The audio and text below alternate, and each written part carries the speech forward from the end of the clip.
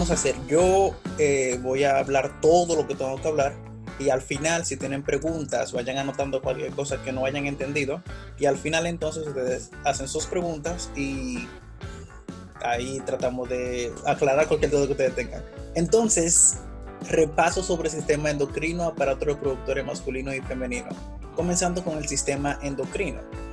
El sistema endocrino, ustedes saben cómo se define. Lo que tienen que saberse es que es un conjunto de células, tejidos y órganos que tienen la finalidad de controlar la homeostasis del cuerpo. Y ya ustedes saben que tanto el sistema endocrino como el sistema nervioso, que quien es el que controla el sistema endocrino, entonces en conjunto el sistema neuroendocrino es que se encarga de controlar la mayoría de las funciones del cuerpo. Entonces, como este es un repaso práctico, vamos a enseñar solamente las plaquitas y las características histológicas que presentan cada una. Comenzando con hipófisis. Hipófisis o glándula pituitaria. Esta imagen que está aquí es una imagen completa del corte de hipófisis, en donde podemos apreciar esta parte que es la más coloreada, que corresponde a la adenohipófisis. Déjenme poner el láser. Ok, bien, entonces aquí tenemos la adenohipófisis y aquí tenemos la neurohipófisis. La adenohipófisis tiene partes. Esta es la parte más extensa que corresponde a la pars distalis. Luego tenemos a la parte que está en contacto con el tallo infundibular de la neurohipófisis, que corresponde a la pars tuberalis. Y luego tenemos esta parte que está aquí, que es la pars intermedia. Entonces, esto que está aquí es neurohipófisis, que tiene el tallo infundibular, más arriba está la eminencia, y esto que está aquí es la pars nervosa. Entonces, aquí más cerca se puede apreciar esta parte que es la pars distalis o adenohipófisis, le pueden llamar. Esta es la pars intermedia o parte intermedia, y esta es la pars nervosa. Entonces, cada una de las tres partes tienen características. Saliendo de la pars intermedia, como pueden ver, las células se organizan a manera de folículos. Cuando hablamos de un folículo, nos referimos a un conjunto de células que se encuentran tapizando una cavidad. O sea, es como un quiste revestido por células epiteliales. Bien, entonces los folículos de la parte intermedia de la hipófisis no tienen una función biológica conocida en nosotros, más bien en animales inferiores, por eso es que no tienen tanta importancia en el humano. Entonces aquí tenemos la adenohipófisis y aquí tenemos la neurohipófisis. Comenzando con adenohipófisis, entonces, como ustedes pueden ver aquí, la tinción de las células varía. Ustedes pueden ver que aquí hay células que se tiñen de manera acidófila y aquí células que se tiñen de manera basófila en una tinción convencional de hematoxilina y eosina. Y aquí vemos cómo las células también, unas se ven más rojas, otras se ven más bazulitas, moraditas, y otras ni siquiera captan el color. Entonces, en la adenohipófisis encontramos que las células se clasifican, atendiendo a su tinción, en células que captan un colorante, que son las células cromófilas y las células cromófobas. Las células cromófilas, a su vez, se clasifican en células acidófilas, que son las más numerosas, como pueden ver aquí. Ocupan entre las células cromófilas y cromófobas, las cromófilas ocupan un 50%, y las cromófobas el otro 50%. De ese 50%, el 35% pertenece a las acidófilas y las basófilas ya ocupan el otro 15% del 50% de las cromófilas. Las células cromófobas no tienen una función conocida. Más bien se piensa que esas son células que en algún momento funcionaron y luego expulsaron todo su contenido hormonal y luego de ahí ya permanecieron en forma latente. Como aquí podemos ver, las células, el parénquima de la adenohipófisis se organiza a manera de cordones, que es esto, un grupo de células que se organiza a manera de cordón, una forma alargada, y cúmulos, que es esto que están aquí. Entonces, cada vez que le digan que se organiza en forma de cúmulos y cordones, usted nada más tiene que imaginarse que hay células que forman un cúmulo, una pelotita, y células que forman una forma, valga la redundancia, alargada, que es el cordón. Otra característica es que como el sistema endocrino realiza sus funciones vertiendo sus hormonas en el torrente sanguíneo, pues en las imágenes histológicas se observará mucha vascularidad, como esto que ustedes ven aquí. Todos esos punticos rojos son los eritrocitos de vasos sanguíneos. Entonces, Repitiendo, esto es adenohipófisis. Cuando usted vea la parte coloreada de la hipófisis, nos referimos a adenohipófisis. Tenemos aquí las células acidófilas, las células basófilas y las células cromóforas. Las células acidófilas son dos, que son las somatotropas y lactotropas, que ya ustedes saben lo que tienen que hacer. Bien, la somatotropa libera la somatotropina o GH, que es la hormona del crecimiento, y las lactotropas la prolactina. Ya eso son cosas teóricas que ustedes tienen que saber porque ya lo hemos hablado en la parte teórica del tema. Las células basófilas son tres, que son las tirotropas, las gonadotropas y las corticotropas. Y cada una tiene su producto de secreción que tiene su efecto distal en sus diferentes órganos diana. Entonces, esto es adenohipófisis. Aquí tenemos la neurohipófisis. En la neurohipófisis también se le pueden llamar pars nervosa. En la neurohipófisis nosotros encontramos varias cosas. Primero, todos esos flequillos que ustedes ven, esos hilitos, corresponden a las fibras nerviosas. ¿De dónde? De los núcleos supraóptico y paraventricular. Esas son las fibras nerviosas que provienen del hipotálamo. Recuerden, la neurohipófisis no sintetiza hormonas, más bien las almacena. Las almacena en estos cuerpos densamente teñidos que ustedes ven aquí, que son los cuerpos de Herring. Los cuerpos de Herring. Entonces, tenemos las fibras nerviosas, los cuerpos de Herring, que es donde se almacenan las hormonas ADH y oxitocina, y tenemos estos núcleos que ustedes ven aquí que corresponden a células gliales. Esas células gliales se llaman pituicitos. Entonces, ¿dónde se encuentran los pituicitos? En la neurohipófisis. Continuando, ya acabamos de hipófisis anterior e hipófisis posterior. Entonces tenemos aquí la glándula pineal. En la glándula pineal, las cosas que necesito que se aprendan es que histológicamente observamos que las células se organizan de manera de cúmulos y que esos núcleos numerosos que ustedes ven aquí pertenecen a los pinealocitos. Los pinealocitos se encargan de producir la melatonina. Y aquí tenemos estas concreciones, estos cuerpos densamente teñidos, que son concreciones calcáreas, o sea, son concentraciones de calcio.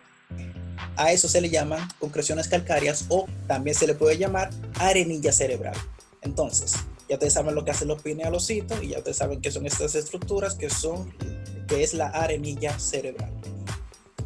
Continuando con la glándula tiroides. En la glándula tiroides el parénquima se organiza a manera de folículos, como ya vimos en la parte intermedia de la hipófisis. Estos folículos, repito, consisten en una cavidad quística revestida por un epitelio. Este epitelio que podemos ver aquí es un epitelio cúbico simple y corresponde al epitelio folicular, obviamente, porque si esto es un folículo, las células que se encuentran revistiendo la cavidad se llaman células foliculares. Entonces, las células foliculares son las responsables de sintetizar T3 y T4. Alrededor de las células foliculares encontramos estas células que son las células parafoliculares, que se llaman parafoliculares porque se encuentran al lado de los folículos. Y esas células parafoliculares, que también se llaman células C, se encargan de producir la calcitonina. Ustedes saben que la calcitonina se encarga de disminuir los niveles de calcio en sangre. Otra cosa histológica que se puede apreciar es que esta sustancia que se encuentra aquí teñida en el centro del folículo recibe el nombre de coloide. Repito, esto es el coloide. Entonces, el folículo tiroideo está compuesto por células foliculares y el coloide, que es donde se encuentran almacenadas tanto la tiroglobulina, que es lo que se utiliza para sintetizar las hormonas, como T3 y T4. Aquí también podemos ver que estos son los folículos tiroideos. Continuando con la glándula paratiroides. En la glándula paratiroides, lo que usted tiene que observar para que no se les olvide es el tejido adiposo que se encuentra infiltrado en el estroma. Recuerden que todos los órganos que hemos mencionado son órganos parenquimatosos y esos órganos parenquimatosos tienen su cápsula, su estroma y parénquima. Aquí podemos apreciar que en el estroma de la glándula tiroides hay infiltrado graso, hay infiltrado de adipocitos, ¿bien? Hay tejido adiposo infiltrado. Y también podemos apreciar que en el parénquima las células se organizan a manera de ramillete de uvas, como pueden ver. Si ustedes pueden ver aquí, ustedes ven claramente cómo eso se ve como un ramillete de uva. Se organizan a manera de cúmulos, ¿bien? Y esos cúmulos a veces adoptan esa forma de ramillete de uvas. Entonces, en ese parénquima encontramos dos tipos celulares. Aquí vemos las células principales y las células oxífilas. Aquí también podemos ver células principales que, como pueden ver, son células relativamente más pequeñas que las otras células que están aquí. No se le puede ver el límite de una célula con otra y están muy agrupadas. Las células principales se encargan de producir la paratormona, que es la PTH, que se encarga de aumentar los niveles de calcio en sangre. Las células oxífilas no se le conoce una función, aunque se piensa que son células que antes eran principales y desde que dejaron de funcionar entonces permanecieron ahí, al igual que las células cromófilas. Y se entiende porque mientras más adulto sea mientras más adulto sea el individuo donde se toma el espécimen, entonces más células oxífilas aparecen. Entonces esto es glándula paratiroides. Continuando con la glándula suprarrenal, aquí tenemos que el mismo órgano parenquimatoso. Aquí tenemos, bueno, la cápsula no se observa muy bien, pero lo importante es el parénquima. Recuerden que la glándula suprarrenal tiene una corteza suprarrenal y una médula suprarrenal. En la corteza suprarrenal se observan tres zonas, que son la zona glomerular, la zona fasciculada y la zona reticular. La zona más abundante, la zona más extensa es la zona fasciculada, ¿bien? Lo que tiene que aprenderse sobre la glándula suprarrenal es que ¿qué se produce en cada una de esas zonas? Yo tengo que en la zona glomerular se produce un mineralocorticoide, que es la aldosterona. Y la aldosterona se encarga de estimular la reabsorción de sodio y la excreción de potasio, pero ya eso son cosas teóricas. Tenemos la zona fasciculada, esta que está aquí, que como pueden ver, las células se organizan a manera de cordones o trabéculas. Y estas células, como ustedes ven, que tienen muchísimas inclusiones lipídicas, eso le da un aspecto como si fueran esponjas. Y por esa razón, las células se llaman espongiocitos. Las células que se encuentran en la zona fasciculada se llaman espongiocitos por el aspecto que adoptan. Otra cosa que usted puede pensar es que, bueno, si tiene inclusiones lipídicas es porque utiliza lípidos para sintetizar hormonas. Por lo que todas las hormonas que yo estoy mencionando de la corteza suprarrenal son hormonas esteroideas. La aldosterona es una hormona esteroidea. La zona fasciculada que produce cortisol también es una hormona esteroidea y la zona reticular que sintetiza andrógenos débiles como la androstenediona, la epiandrosterona, dihidroepiandrosterona, entre otras hormonas que ahora mismo se me fueron el nombre. Pero en esencia se sintetiza andrógenos débiles. También puede sintetizar niveles bajos, concentraciones bajas de testosterona. Entonces, aquí se puede ver la zona reticular, que precisamente adopta esa forma, como un retículo, mira, forman más o menos redes. Y aquí tenemos la médula suprarrenal. La médula suprarrenal contiene los feocromocitos que se encargan de producir la adrenalina y la noradrenalina. Y me parece que acabamos con endocrino. Entonces continuamos con aparato reproductor masculino. En el aparato reproductor masculino, ustedes saben cuáles son las gónadas del hombre, que son los testículos. Bien, entonces estas imágenes son de testículo. El testículo tiene capas. Esta primera capa o túnica que podemos apreciar aquí es la túnica albugínea. Bueno, hay otra capa, en realidad aquí no se ve, no se puede apreciar, que es la túnica vaginalis, que es la capa más externa del testículo. Luego tenemos la túnica albugínea, compuesta por un tejido conectivo denso y regular, que eso es lo que le da el aspecto blanquecino a la superficie del testículo. Y luego tenemos la túnica vascular, que es la que se encuentra debajo de la albugínea y se encuentra alrededor de todas estas estructuras tubulares que reciben el nombre de túbulos seminíferos. Aquí se puede apreciar los túbulos seminíferos, que contienen un epitelio bien modificado que ahí se encuentran las células tanto espermatógenas como las células de Sertoli. Déjame ver si encuentro, bueno, esta por ejemplo aquí que tiene un núcleo vesicular, no sé si la pueden ver bien, es una célula de Sertoli. Aquí también podemos apreciar otra célula de Sertoli. Recuerden que la célula de Sertoli, como esta que está aquí también, todas se encuentran teniendo contacto con la lámina basal porque ellas son las que forman el epitelio, que viene siendo un epitelio cilíndrico. Y todas se encuentran tocando la lámina basal porque todas deben tener contacto una célula de Sertoli con otra célula de Sertoli para formar la barrera hematotesticular, que no permite que la sangre tenga contacto con estas células que son las espermátides y los espermatozoides, que prácticamente el cuerpo no conoce, porque recuerden que esta variación genética que ocurre con estas células espermatógenas empieza en la pubertad y ya el cuerpo tiene todo su sistema inmunitario ya todo preparado. Entonces, si la sangre se comunicara con estas células aquí, las reconocería como algo impropio y entonces lo atacaría.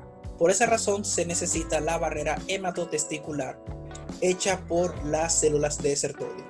Bien, entonces estas estructuras tubulares son los túbulos seminíferos. Los conceptos que necesito que se aprendan son la espermatogénesis, la espermiogénesis y la espermiación. La espermatogénesis es un proceso de división celular que consiste en que las células espermatogonias se convierten al final en espermátides.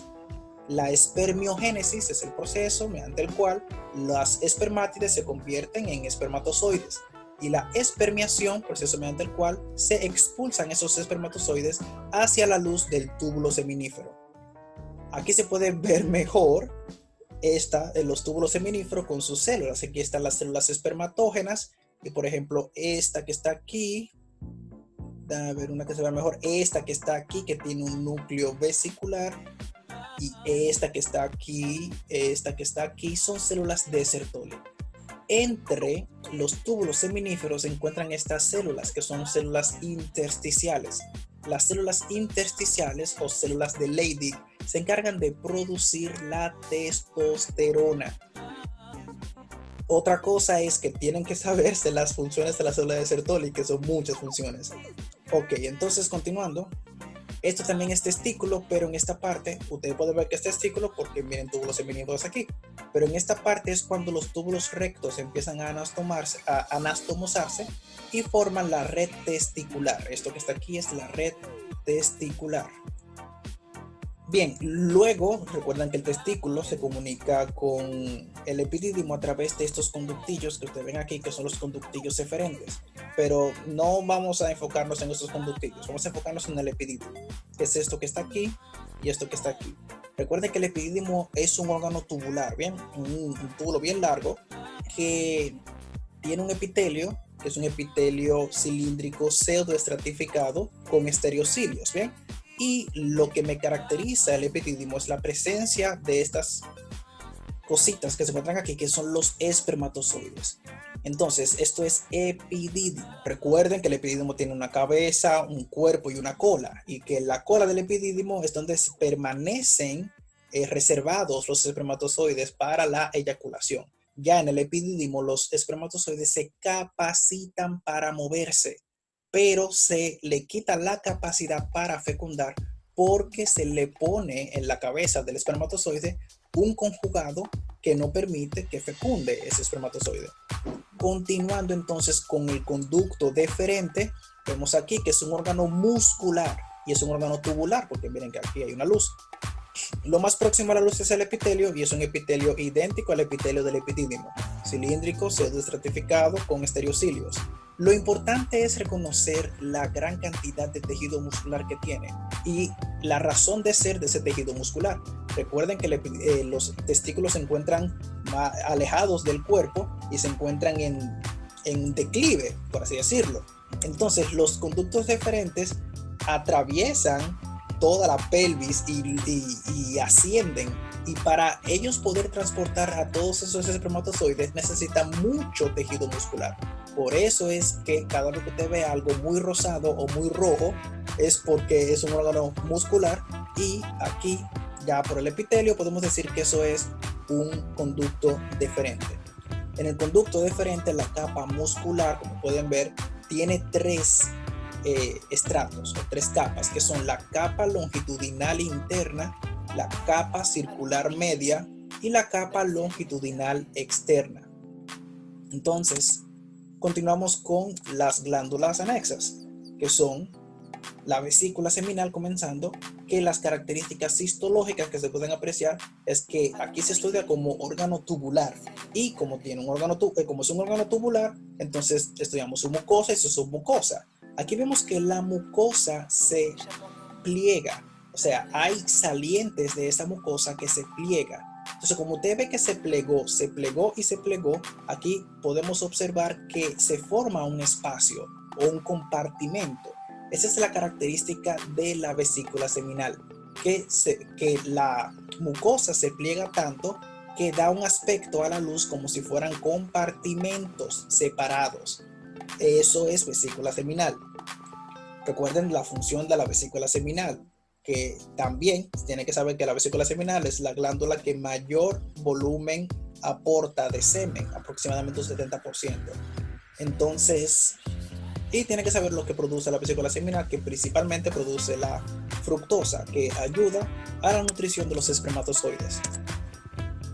Siguiendo con la próstata, histológicamente lo que podemos apreciar es que ya aquí es difícil decir si el órgano es tubular o parenquimatoso, pero a esta glándula se estudia prácticamente como una mezcla, no sabría cómo decirlo, porque aquí hay epitelio, pero también este tejido que se encuentra aquí es un tejido estromal, o sea, es un tejido de sostén que se le llama estroma.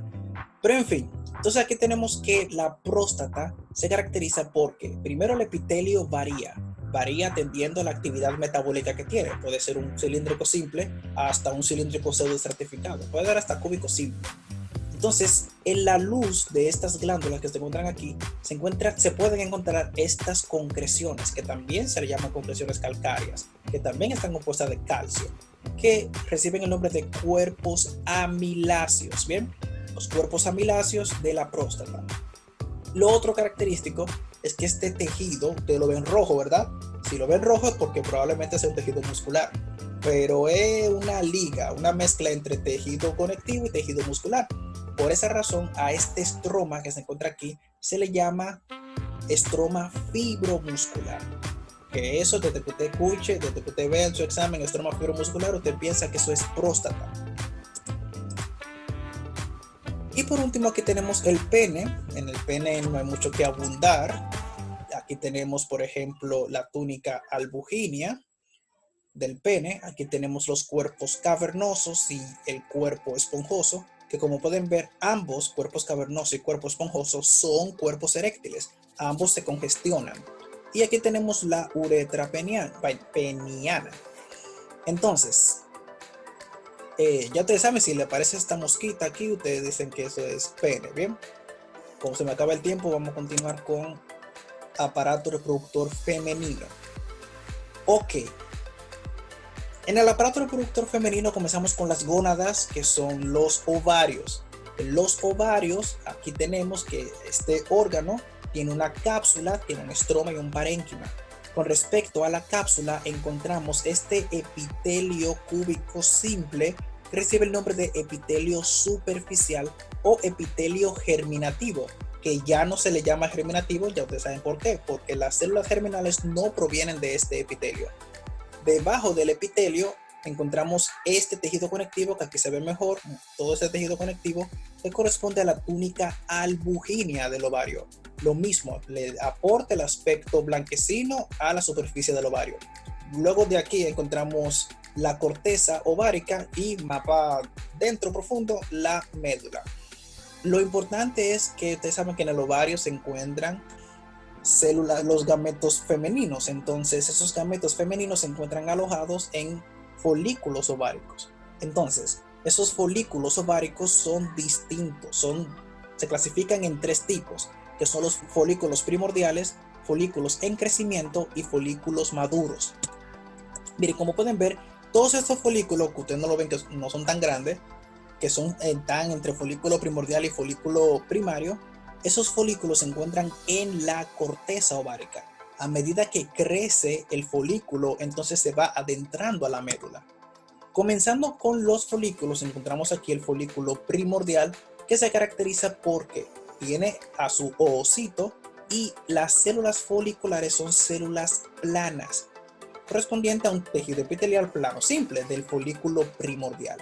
Luego tenemos el folículo primario, que son de dos tipos. El primario unilaminar, cuyas células foliculares son células cúbicas y solo son una hilera de células. Mientras que el multilaminar, que es un folículo primario también, hay más de una capa de células. Entonces, como hay más de una capa de células, como pueden ver aquí, las células entonces, a esa capa de células, se le llama entonces células de la granulosa.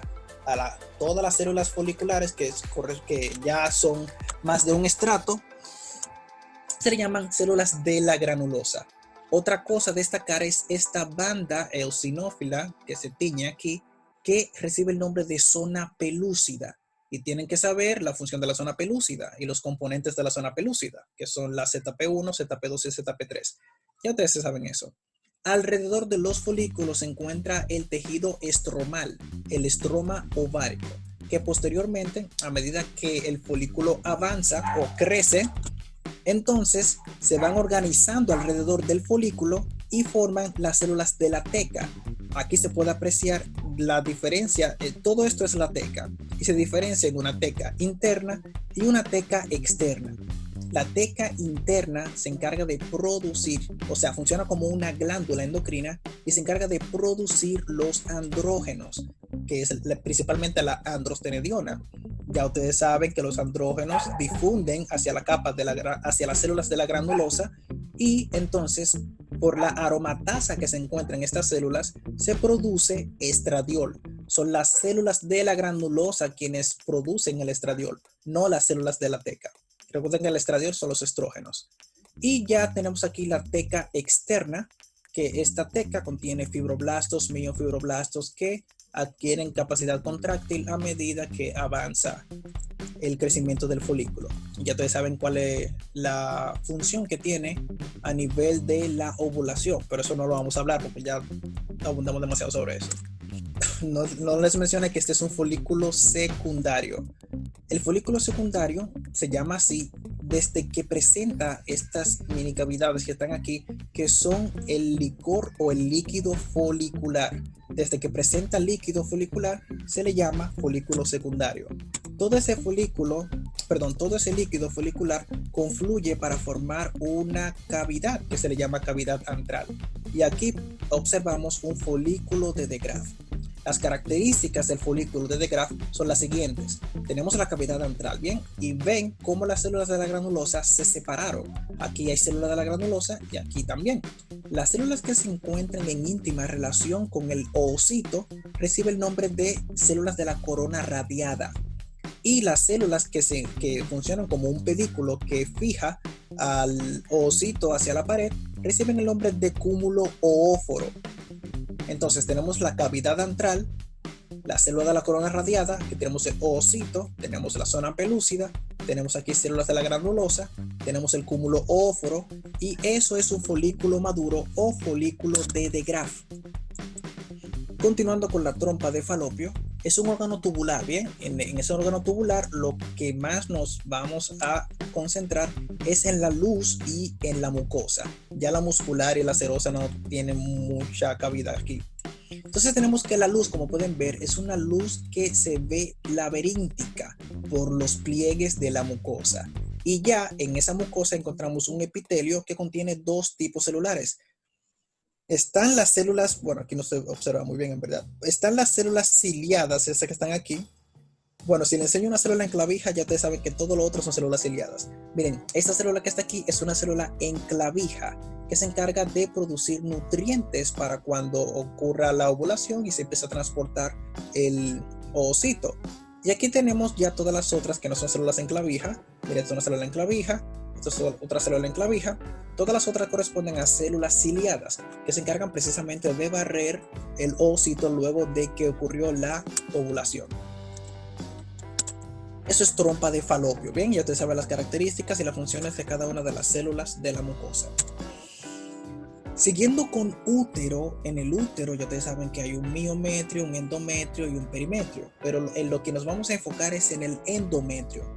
El endometrio sufre cambios cíclicos. Aquí tenemos un útero en etapa proliferativa, en la cual la hormona que se encuentra predominante es el estrógeno. Esos estrógenos estimulan la proliferación de la capa basal que se encuentra aquí para formar la capa funcional. Histológicamente se observan que hay glándulas que son tubulares simples y ya, así, glándulas sencillas, y alrededor de las glándulas se encuentran el estroma uterino. Luego encontramos que estas glándulas empiezan a cargarse de nutrientes, principalmente de glucosa, de glucógeno. Y al cargarse tanto por estímulo de la progesterona, entonces adoptan estas formas, estas glándulas, en forma de tirabuzón, que son como si fueran rizos. Bien, son glándulas tortuosas que adoptan una forma de tirabuzón. Y ya cuando ese endometrio que dejó de recibir progesterona, entonces empieza todo el proceso que hablamos de la menstruación. Entonces histológicamente se observa cómo todo ese endometrio empieza a desgarrarse y a tener hemorragias. Bien, esta imagen, recuerden que esto es útero menstrual, donde se puede apreciar cómo la capa funcional, miren cómo la capa basal permanece aquí. Entonces, miren cómo se ve aquí que la capa funcional se desgarra, se desprende de la capa basal y eso es lo que se expulsa en la menstruación. Ya aquí podemos ver el miometrio, pero lo más importante para ustedes es comprender cómo se observa el endometrio. Entonces, siguiendo con el cérvix uterino, aquí vemos que en el cérvix uterino hay dos tipos de epitelio. Este epitelio, que es un epitelio plano estratificado no queratinizado, y este epitelio, que es un epitelio cilíndrico simple. Este epitelio plano estratificado es un epitelio vaginal, o sea, es un epitelio que tiene relación con la vagina. Y como tiene relación con la vagina, eso viene siendo el exocervix, ¿bien? El exocervix está compuesto por un tejido epitelial plano estratificado. Y aunque usted lo vea aquí del lado izquierdo, usted no tiene que decir que es endocervix porque usted cree que esto está adentro y esto afuera. Solo tiene que ver las características del epitelio. Esto le indica que un epitelio plano estratificado, que es un epitelio perteneciente al de la vagina, pues entonces esta parte es el exocervix. Y aquí tenemos el endocervix, que contiene ya células cilíndricas que se invaginan formando glándulas.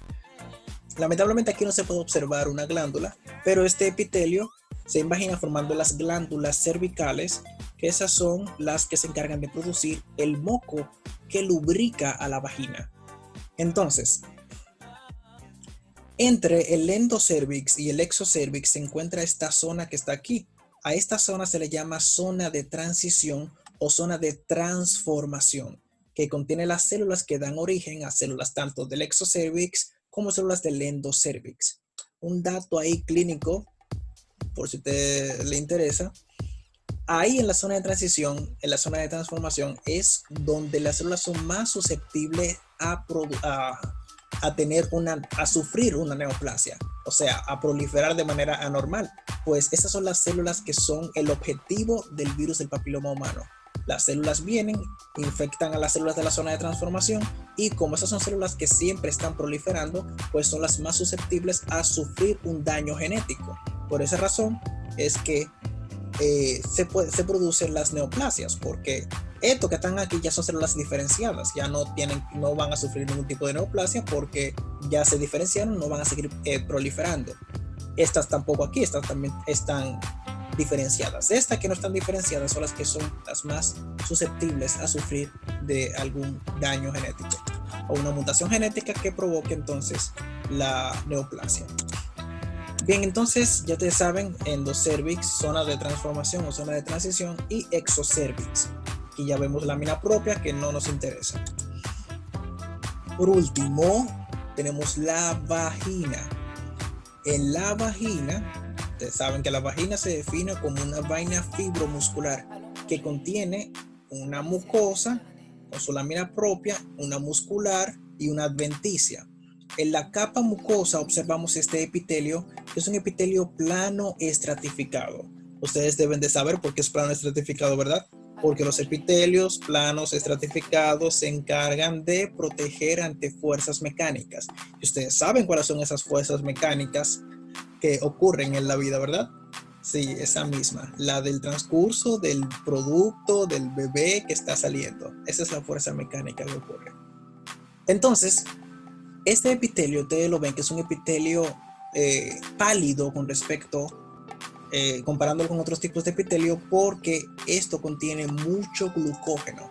Y ese glucógeno, como esto es una técnica de tinción convencional, pues ese glucógeno se pierde y por eso se observan las células pálidas. Ese glucógeno es muy importante porque en la vagina se encuentran unas bacterias que son útiles para su cuerpo, que son los lactobacilos. Esos lactobacilos se encargan de utilizar ese glucógeno para formar ácido láctico. Y ácido láctico es ácido, pues la vagina es ácida por la presencia de ácido láctico que producen los lactobacilos. Es muy importante reconocer que la vagina tiene un pH ácido porque así ayuda a detener la proliferación de otras bacterias que pueden entonces afectar a la mujer, al tracto genital de la mujer. Y por esa razón es que la mujer no debe de lavarse con frecuencia la vagina, precisamente por eso, porque si te aseas muchísimo, vas a eliminar esos lactobacilos, no tendrás ácido láctico, tu pH vaginal será entonces más alcalino y eso te predispone a infecciones de cualquier índole. Ese es el epitelio, ¿bien? Y luego tenemos la lámina propia, que se caracteriza por ser muy vascularizada. Es muy vascularizada la lámina propia de la vagina. Y ya nos observan más características de este órgano. Entonces, ahora sí. Si tienen alguna pregunta, la pueden hacer. Vamos al flow. Si no tienen ninguna pregunta, de seguro no.